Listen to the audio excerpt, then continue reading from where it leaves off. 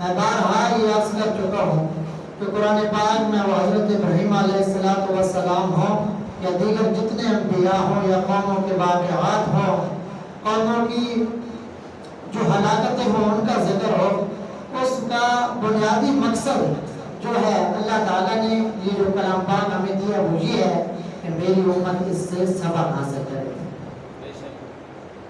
اور آج یہ ہمارے پاس علم ہے کہ فلاں قوم کے اوپر یہ عذاب آیا، فلاں قوم کے اوپر یہ عذاب آیا، حضرت ابراہیم علیہ السلام کو یوں آگ میں ڈالا گیا، ہر بندے کو پتہ ہے.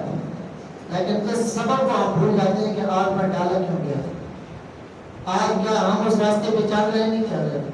حضرت ابراہیم علیہ السلام نے جو رب کی رضا کی خاطر قوم کو، قبیلے کو، یہاں تک کہ اپنے باپ کو بھی چھوڑ دیا سمجھا کے، تو اپنے خاندان کو، اپنے علاقے کو سب کچھ قربان کیا، تو وہ کس مقصد کے لیے تھا؟ آیا اس مقصد کو ہم نے بھی اپنے کاز اور زندگی کا مقصد بنا رکھا ہے یا نہیں؟ یہ اس میں پورے مضمون میں ہمارے لیے اس میں سبق ہے، وہ سبق ہم نے حاصل کرنا ہے. یہ مقصد بیان کرنے کا نہیں ہوتا کہ ہم سنیں پیغمبروں کو کسی اور نظر انداز کر کے چلے جائیں. اور اللہ تعالیٰ کا بھی یہ مقصود نہیں ہے کہ قوموں کی کسے کہانیاں اللہ بتا رہے ہیں معاذ اللہ. اللہ کا یہ مقصد ہے کہ میرے نبی کی امت ان سے سبق حاصل کرے. اس لیے قرآن پاک میں کیا فرمایا؟ فَاعْتَبِرُوا يَا أُولِي الْأَبْصَارِ، عبرت حاصل کرو اے عقل والو.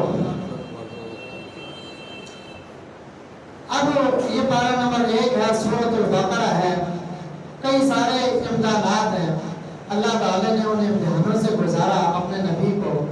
ایک بہت بڑا امتحان تھا کہ بیٹے کی قربانی، اس کا آخر میں انشاءاللہ تذکرہ کریں گے، اور انشاءاللہ آئندہ جمعے میں ہوگا قربانی کے ساتھ.